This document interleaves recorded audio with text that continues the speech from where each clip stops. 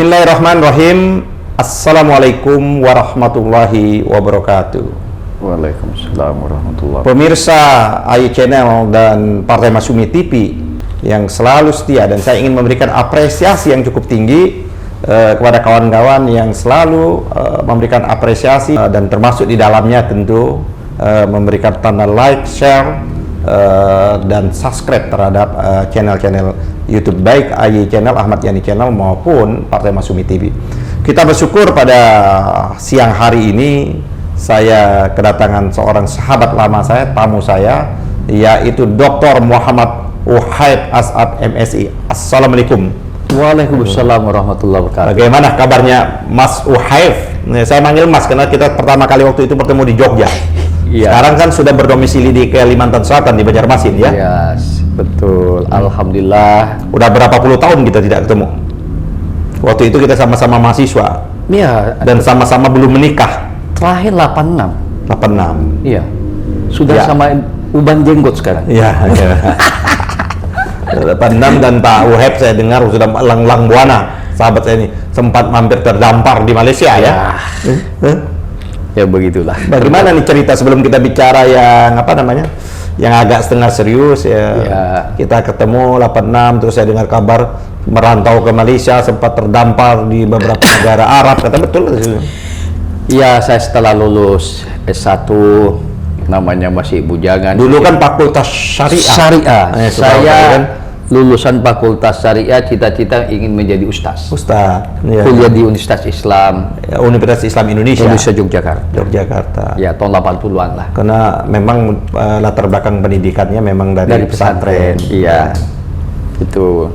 Ya, Tapi kalau mau jadi ustadz tuh kira-kira ustadz apa yang diidolakan yang di tokoh-tokoh ulama itu? Kan banyak di Indonesia maupun yang dulu. saya sebetulnya tidak punya referensi saya mau jadi apa, mau jadi ini, mau jadi polisi. Yang penting keluar dari kampung halaman ya. Penting karena saya lahir di sebuah pulau yang sangat terpencil dan nothing, tidak ada apa-apa, jadi tidak punya referensi mau saja jadi apa. Di pulau apa itu? Namanya Pulau Masa Lembu, Kabupaten Sumeneb, Jawa Timur, tempat tenggelam kapal Thomas 2. Iya, iya. Di sana tidak ada sekolah SMP baru ada 84. Jadi I'm the first, saya mahasiswa pertama dari pulau ini yang merantau ke Jogja. Dan cita-cita ingin Mau jadi jadi ustaz. Iya, masuk Fakultas Syariah. Sebetulnya juga Tamat nggak? Tamat. Ya. Cuman lama sekali Lama sekali, iya. karena sistem tingkat 1, 2. Kita dulu kan masih belum sistem SKS. Iya toh? Iya. Nah, disitulah. Tapi kan banyak berkecimpung tidak hanya di sebagai ustadz, malah aktivis sosial lebih banyak di jurnalistik kalau nggak salah ya. Ya, saya memilih aktivis di organisasi ekstra yaitu HMI. Karena situ basis HMI, apalagi HMI lahir di Universitas Islam Indonesia. Kemudian saya juga aktif di eksternal kampus ya. Kemudian saya menjadi seorang jurnalis, juga menulis freelance. Ya, alhamdulillah. Apa gabung di majalah kampus apa Hima apa Ya, di majalah Hima. Waktu itu pemberanya Ibdal Kasim, mantan ketua Komnas HAM. Makanya anak saya yang pertama itu namanya Hima. Cita-cita Isma Himmat Nailul Himmatul Ulia. Cita-cita yang kuat untuk mencapai harapan yang tinggi. Jadi anak saya Himma. Jadi simbol perjuangan saya ekspresikan memberi nama anak saya Himma. Terus gimana apa namanya setelah itu tamat sarjana syariah? Ya kan, sarjana syariah. Kalau sekarang ini sarjana syariah itu sarjana hukum Islam, SAI. Islam, ya. Itu sempat ke Malaysia katanya? Sebelum saya ke Malaysia ke Jakarta. Oh, ke Jakarta. Ya, menjadi wartawan. Ya tidak lama lah, karena saya juga tidak terlalu tahan dengan kemacetan. Saya tinggal di Tebet Dalam sama teman-teman. Ya. Isi bilang udahlah bang, pulang ke Kalimantan, ngapain di Jakarta menderita seperti itu. Anak yang tua itu kebetulan sering sakit-sakit. Ya, saya masih bujangan ya.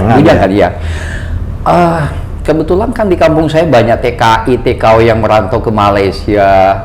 Dari kampung Sumeneb tadi, ya, Pulau Masa Lembu tadi. Saya coba-coba lihat saya bukan mau cari kerja, tapi saya mau kuliah di IIU, International Islamic University. Iya, di Kuala Lumpur. Nah, saya di Malaysia, saya sempat ketemu Profesor Ahmad Syafi'i Ma'arif. Uheb, ngapain lo di sini? Saya mau kuliah, Prof. Waktu itu saya ingat betul, saya dapat rekomendasi Afan Ghaffar, pembantu rektor 1 Universitas Islam. Dia waktu itu masih di UI Universitas Islam Indonesia Yogyakarta. Jadi saya berangkat dengan modal nekat tanpa beasiswa dengan harapan saya bisa kerja sambil kuliah. Itu teorinya, tapi prakteknya nggak jalan. Akhirnya saya prakteknya nggak jalan tuh kuliah jalan atau kerja aja akhir kuliah enggak. Iya, jadi kuliah nggak jadi akhirnya. Nggak jadi. Iya, nggak jadi. Saya mencoba aktif kan waktu itu lagi ramai TKW ilegal, ya. Ada program pemerintah kerajaan Malaysia, proyek legalisasi pendatang haram, dan supaya TKW ini nggak ditangkap oleh polis, maka ada namanya SPLP, surat laksana perjalanan paspor seperti ijazah. Biasa perjalanan. Kami mendata orang-orang Indonesia di Johor, di beberapa negara bagian untuk berusaha mencarikan itu dengan kerjasama dengan teman-teman di Malaysia juga. Ya itulah saya. Kemudian saya setiap hari di kantor Kedutaan Besar Indonesia. Itu ya pengalaman itu sampai berapa tahun saya di Malaysia mencoba memahami betapa sedih juga lah orang TKI yang tidak punya paspor atau pendatang haram kata orang Malaysia. Nah, dari Malaysia saya pulang ke Jogja. Waktu itu saya belum punya istri. Saya orang yang lambat punya istri. Ya, saya ke Jogja pulang tahun umur berapa memang bilang lambat menikah itu? Umur 34, Bang. Laku-laku, Bang. Agak beda juga, saya 31 menikah karena kita sibuk menjadi organisasi kan. Bukan nggak laku karena terlalu gandrung di organisasi kali. Banyak faktor lah, Bang. Ya. Kan Bang Uheb kantang dulu. Ya ketemulah istri saya di kampus. Dia kuliah baru semester 2, Fakultas Tarbiyah Universitas Islam Indonesia Yogyakarta. Sebagai senior nih ya. Saya ketemu, wah ini cantik juga anak nih. Ya, saya memang udah pengen nyari istri kan. Wah ini tua-tua begini. Wah tambah nggak laku kita nih. Ya itu kan proses perjalanan. Anak saya menikah tahun 94. Ya, anak saya lahir dengan segala ketidakberdayaan ekonomi. Anak saya lahir di rumah sakit Urosaban. Biasanya kalau anak lahir gembira ria, Bang. Saya duduk nongkrong di musola berdoa. Pikiran saya, pakai duit apa membayarin anak ini? Keluar dari rumah sakit. Waktu itu musim libur, nggak ada sandaran pinjam utang. Siapa ini? Satu-satunya ada mesin ketik, Bang. Entah mesin ketik siapa ini, yang jelas aku pinjam. Saya gadekan bawa mesin ketik jalan kaki ke Lempuyangan. Itu pasar luar. Saya gadekan dapat 120.000. Dulu kan memang masih mesin ketik ya, mesin ketik. Apa mereknya? Brother? Udah tahu lah, Bang. Jadi 4 hari di rumah sakit. Saya tanya berapa? Pokoknya anak nih keluar rumah sakit biaya 90.000. Wah ada sisa duit nih. Saya naik beca, anak merah-merah itu umur 3-4 hari. Saya bawa naik beca ke tempat kos-kosan, Bang. Saya senang lah punya anak yang kerjaan kan hanya bisa nulis di koran, jadi penulis freelance di masa kini, di KL. Itu pun kalau dimuat kan, ya istri sambil juga karena di orang Banjar punya bakat buat kue malam-malam, buat jam 3 kita pagi nitip-nitip di warung, jalan kaki. Yang saya paling sedih itu mau nitip kue, punya warung menolak karena sudah banyak. Ya pulang bawa kue itu. Ya begitulah cerita singkat bagaimana how to be, proses perjalanan hidup ini. Dan saya menikmati betul, tapi satu semangat yang saya tidak pernah hilang, yaitu menjadi seorang aktivis dan pembaca. Saya kos di Jalan Petran, dekat Mujamuju. Saya buat satu pusat studi dan Islam dan saya kumpulkan anak-anak aktif saya MI. Saya ingat betul Bang Fahri Ali ada ke Jogja memberikan kuliah di UI, saya ajak ke tempat itu. Bayangan Bang Fahri Ali ini kantor besar, tidak kos-kosan, ukuran 3x4. Ada juga Kiai Yusuf Hasyim saya bawa juga. Pokoknya siapa yang datang dari Jakarta saya bawa. Ya, juga Bang Anies Baswedan sering ke Mas Anies. Saya sini diskusi, Mas Anies ingat tadi saya cerita, kebetulan saya tadi pagi ketemu ada 2 jam bicara nostalgia itu. Jadi baru ketemu dengan gubernur kita. Baru tadi. Kayak panjang lebar nih ngomong. Panjang lebar 2 kali di rumah dia, di pendopo dia, kayak suasana Jogja kan. Ini di rumah kediaman atau rumah dinas? Rumah kediaman. Oh, yang di Lebak Bulus. Iya, cerita makan sambil makan lontong, apa namanya, lontong ya, sama teman-teman. Ya teman-teman itu dengan HMI juga, ya ketemulah si Wildan, ada Awali Rizky, ini teman yang hampir 30 tahun baru ketemu semua. Ya, jadi ya cerita nostalgia. Mas Anies, saya bilang gak pernah kita bayangkan ente bisa jadi gubernur, dan saya tahu the next you may be to be presiden, running ya, kan ini soal perjalanan, running to pilpres, running to be presiden. Ya. Sekarang sering disebut-sebut bahwa Anies Baswedan gubernur Indonesia. Sering disebut-sebut kan pada waktu itu gara-gara ada keselio politisi menyebut Anies gubernur Indonesia. Ya karena musim Covid saya 2 tahun baru nggak Jakarta. Ya selain ketemu sahabat lama saya Dr. Haji Ahmad Yani, kemudian Mas Anies, kemudian Bang Tamsil, itu yang saya ketemu lah sahabat-sahabat lama semua. Jadi kembali lagi sudah merantau sana terus dengan suka duka ya tentunya. Terus balik lagi ke Kalimantan Selatan kan? Ke Banjarmasin. Iya, jadi dosen di sana.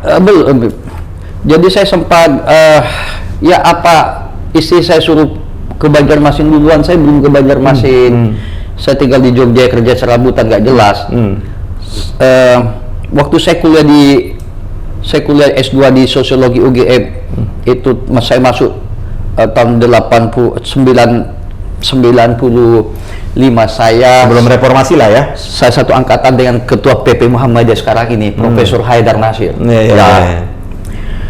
Saya agak sedikit lambat selesai kuliah, tidak tepat waktu karena ya persoalan ekonomi juga jadi molor. Tapi saya tetap berusaha karena saya sekolah dari TK sampai begini, saya nggak pernah minta uang sama negara. Ya, S3-nya di mana jadi? S3 di UGM ya. Administrasi Publik paruh perjalanan saya pindah ke Brawijaya Malang ya. Di Fakultas Ilmu Administrasi Negara. Jadi menamatkan di Brawijaya Malang. Separuh perjalanan saya di UGM saya pindah. Tapi saya tetap merasa saya alumni UGM, UI waktu itu abahnya Mas Anies tuh WR2. Wadir ya. Abdul Rashid Baswedan. Dan saya bilang saya kalau tetap di Jogja ini ya susah dong. Pengamat politik ya apa enggak lah, Amin Rais lah. Banyak tokoh-tokoh Cornelis Ley yang mungkin lah koran menemui Uheb bicara tentang demokrasi demi kata Uheb. Udahlah aku pilih ke Banjarmasin. Ya Banjarmasin masuk di Universitas Islam Kalimantan di FISIP, dan I am the first itu tahun 2000 satu-satunya lulusan S2 ngajar di situ saya. Ada satu namanya Kamal Adnan, itu dosen PNS, dosen Kopertis. Sekarang NK2 Dikti itu. Saya dari yayasan. Ya, itu tahun 2000. Dengan modal S2 saya coba hidup ya dengan dosen anak 2, yang anak saya yang arsitektur yang tua, yang kedua nih koas Fakultas Kedokteran lagi pendidikan koas. Saya punya anak 2. Saya jadi dosen, anak saya yang paling tua itu SD kelas 3, kemudian yang koas dokter ini itu belum TK. Ya. Dengan gaji dari kampus tahun 2000 ya nggak cukup lah beli susu anak. Istri saya sambil jualan kreditan di pasar. Saya jualan rombengan, namanya Pasar Tungging. Jam 3 sore saya pakai kacamata hitam, pakai topi. Teman-teman dosen, ini dosen Uniska ini? Ya, saya dosen baru gitu loh. Ya, waktu itu lagi musim jualan bekas dari Korea. Saya jualan gitu. Saya sambil merenung. Aduh, apakah ini nasib saya begini? Saya lulusan S2 Sosiologi UGM gitu. Jualan begini saya. Tahu banyak orang-orang yang tidak punya sekolah ini. Tapi saya coba. Ya, ini pilihan perjalanan hidup saya. Nah, jadi sambil saya berusaha, karena saya seorang aktivis, tentu saja relasi saya terbangun gitu ya, tetap. Wah, ini sudah instrumen saja, jalan hidup saya mungkin. Saya yakin betul endingnya nanti juga ada. Sambil isi saya jualan pasar, kreditan di pasar. Kemudian saya ikut membantu fakultas ini mengembangkan TVSIP ini. Tidak seperti hiruk pikuk mahasiswa di Universitas Islam Kalimantan yang jumlahnya mahasiswanya 20.000 sekarang. Ada 11 fakultas, ada 24 departemen, ada 5 S2. Waktu saya tidak sebanyak itu ya, ada berapa ribu lah. Nah, sambil saya, karena saya background itu seorang jurnalis, wartawan, dulu sudah biasa nulis ya, mencoba mengekspresikan pikiran saya di media lokal. Itu sambil ngobrol-ngobrol sama wartawan, karena banyak juga wartawan alumni FISIP, karena satu-satunya jurusan komunikasi yang ada di Pulau Kalimantan hanya Universitas Islam Kalimantan. Jadi banyak wartawan itu alumni dari tempat saya. Jadi saya ada hubungan emosional dengan wartawan ya, dimuatlah tulisan saya begitu ceritanya Bang Yani. Iya. Saya kira memang menarik ya, jalan hidup kita kan ditempah masing-masing seperti itu kan. Tapi karena kita berlatar belakang aktivis, memang kehidupan itu tidak bisa lepas dari aktivitas kita. Oke, Bang Wahab, saya kira saya cukup lama ya tidak ketemu, tapi saya terkejut-kejut ya, terkaget-kaget. Anda sudah menjadi luar biasa. Banyak sekali buku-buku yang ditulis, ya kan. Anda sudah menjadi associate profesor di mana-mana di luar negeri kan, tidak hanya di Indonesia. Tapi dari berbagai macam searching itu ada satu yang menurut saya yang Anda harus jawab ini. Fokus Anda itu ada masih melatar belakang aktivis. Anda dalam berbagai tulisan-tulisan Anda itu Anda betul-betul mengkritisi betul ya kan proses politik atau kehidupan politik di Indonesia ini. Bahkan kalau orang mengatakan sekarang ini adalah politik oligarki seperti itu. Nah, apa yang Anda inginkan sesungguhnya sih di berbagai macam tulis, termasuk ini buku yang Anda tulis ya. Pemirsa, ini buku yang ditulis Prof. Wahab ini, kawan saya ini, Pilkada dan Tambang. Terus di bawahnya itu ada arena perselingkuhan politik bisnis aktor lokal. Nah, ini kan hanya representasi saja, sesungguhnya ini mencerminkan seluruh Indonesia. Coba apa yang Anda gelutin itu, hampir saya lihat buku-buku Anda itu bicara masalah politik, kaitan politik, oligarki, sumber daya alam dan sebagainya. Saya ketika kuliah S2 di UGM, saya ngambil jurusan sosiologi, saya menulis disertasi mengenai konflik di Situbondo. Kalau nggak salah tahun 97, konflik Situbondo. 98 saya ke Situbondo penelitian berbulan-bulan saya mengenai konflik Situbondo. Ya, S3 saya mengambil mata kuliah namanya ekonomi politik kebijakan publik. Walaupun saya major study adalah public administration, tapi minor study saya tekuni betul adalah ekonomi politik kebijakan publik. Saya menulis disertasi mengenai politik kebijakan pertambangan batu bara di Kalimantan Selatan, arena persekongkolan aktor lokal. Itu jadi saya ini disertasi ini ya? Itu bukan ya? Itu salah satu dari sekian tulisan buku saya. Ya. Karena saya mungkin background sebagai seorang jurnalis, suka menulis juga karena keterbelajaran di Jogja, karena dengan menulis saya bisa dapat honor Rp5.000 dari masa kini koran Jogja, Bernas. Jadi itu saya coba elaborasi pikiran saya dalam bentuk tulisan, kegelisahan intelektual saya menangkap fenomena politik lokal, isu-isu demokrasi, isu-isu tambang, sumber daya alam saya tulis. Tapi memang betul Mas Yani, karena saya seorang background aktivis, bau-bau LSM sangat kuat dalam mewarnai pikiran saya.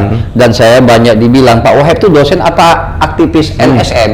Saya bilang saya kedua-duanya. Jawaban saya, karena saya waktu ke Australia, saya ketemu teman-teman, tapi juga nggak kalah gilanya dengan saya. Dia seorang profesor tapi juga suka aktivis dia. Aspinall, bukan itu, aktivis Pak. Aktivis. Ya Aspinall itu termasuk temannya akrab saya, Aspinall. Kemudian saya kenal Marcus Messner dan Profesor Meredith Elwes dari Amerika dan beberapa teman-teman yang lain. Saya konsen soal isu-isu demokrasi, lokal, politik oligarki, kemudian bagaimana tambah just not only